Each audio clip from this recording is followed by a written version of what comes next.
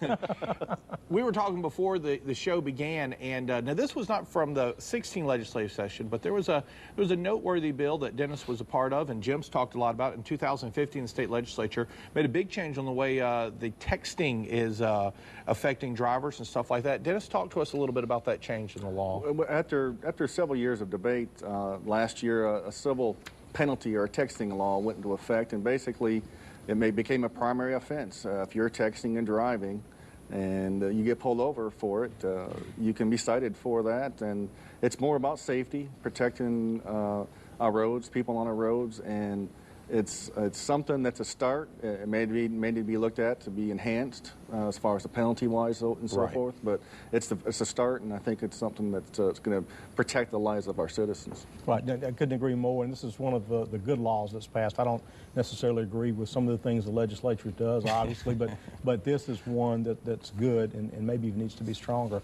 You know, we have access by virtue of what I do to nationwide statistics regarding accidents. One of the leading causes, right up there with DUI, as a matter of fact, in some studies, even a little more than DUI, the primary cause of collisions and collisions that result in death, texting or distracted driving, particularly with the demographics of the younger kids, 16 to 30. It is a scary statistic.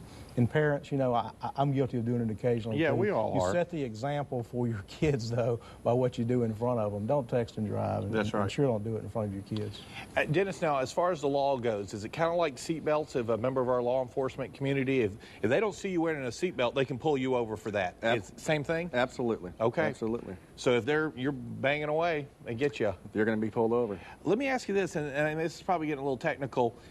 Does the law read, what if you're not texting? What if you were just glancing at your phone for a phone call? I can see a lot of examples of how you can be looking at your phone and not texting. Is that up to the law enforcement officer, or how does that break down? Well, I think it's officer discretion. I got you.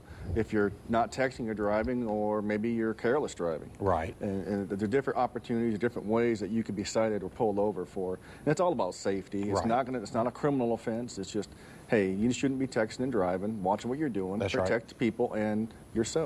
You know, it is interesting, Jim, the fact that the texting law, after only just a few years of debate became a law. It took a lot longer for that seatbelt law to actually come into effect. Absolutely. So, which we all know the value of seatbelts now. Absolutely. And then, Jim, you talk about the texting all the time, and I appreciate that here on the show. You know, it's sort of a pet peeve of mine, because I have kids who are becoming of driving age, and you know, I find myself doing it over the years. Yeah. And I saw the statistics on this, and I said, hey, this is something you don't need to do. And it takes a lot of discipline. You know, when you're busy, you want to do it, but really, I think the fine should be doubled if you're on the interstate. You know, if they find you texting on the interstate, that's it, because it's just faster and all the way to go.